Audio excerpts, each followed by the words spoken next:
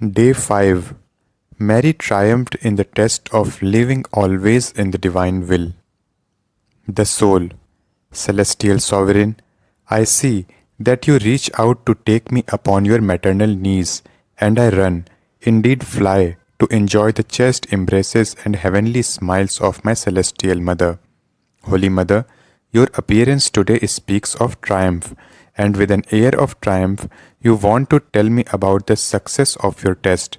Yes, I will listen to you very willingly, and I beg you to give me the grace to know how to succeed in the tests which the Lord disposes for me.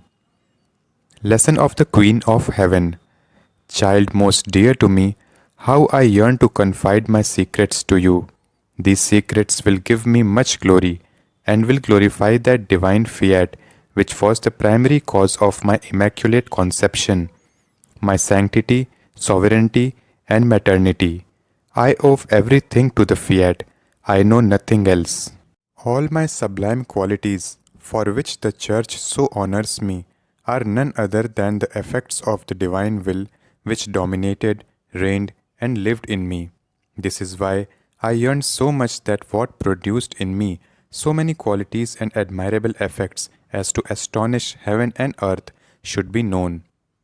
Listen, dear child, when the Supreme Being asked of me my human will, I understood the grave evil that the human will can do in a person, and how it puts everything into danger, even the most beautiful works of its Creator.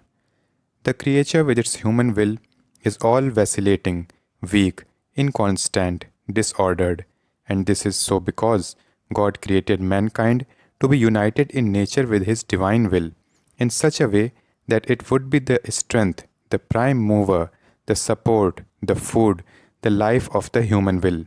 Thus, by failing to give life to the divine will in your own will, the gifts and the rights received from God in the act of creation are rejected.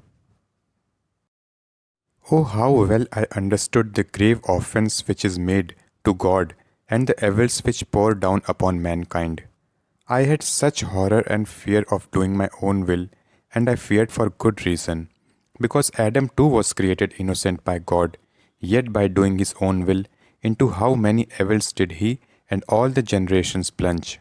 Therefore I, your mother, stricken by dread and even more by love for my Creator, swore never to do my own will. To be more sure and to better prove my sacrifice to the One who had given me so many seas of grace and privilege, I took my human will and secured it to the foot of the divine throne in a continuous homage of love and sacrifice. I promised to never use my own will even for one instant of my life, but always to depend on God's will. My daughter, perhaps to you my sacrifice of living without my will may not seem great. However, I tell you that there is no sacrifice to compare with mine. Rather, the other sacrifices of all the history of the world can be called shadows compared to mine. To sacrifice oneself for a day, now yes and now no, is easy, but to sacrifice oneself in each instant, in every act, and even in the very good that one wants to do, for an entire lifetime, without ever giving life to one's own will, is the sacrifice of sacrifices. It is the greatest proof that can be offered to our Creator and the purest love drawn from the divine will itself. This sacrifice is so great that God cannot ask more of a person, nor can they find any way to sacrifice more for their Creator. Now, my most dear child, as I made the gift of my will to my Creator, I felt myself triumphant in the test desired of me. The God felt himself triumphant over my human will. God was waiting for my proof that a soul would live without its own will in order for him to repair the rift with mankind and assume an attitude of clemency and mercy. And so, I will come to you tomorrow in order to give an account of what the divine will did, following the triumph in the test. Meanwhile, a little word to you, my child. If only you knew how I long to see you to live without your will. You know, I am your mother, and a mother wants to see her child happy.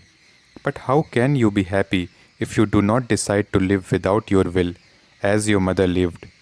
If you will do that, I will give you everything.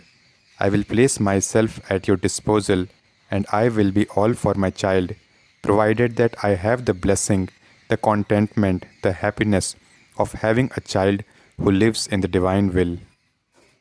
The soul, triumphant sovereign, into your hands I place my will, so that you, as my mother, may purify and embellish it. Bind it together with your own will to the foot of the divine throne, in order that I may live not with my will, but always with the will of God. Instruction. Today, to honor me in every act that you do, you will put your will into my hands, asking me to let the divine will flow in place of your own. The soul, triumphant queen, rob me of my will and give me the divine will in return.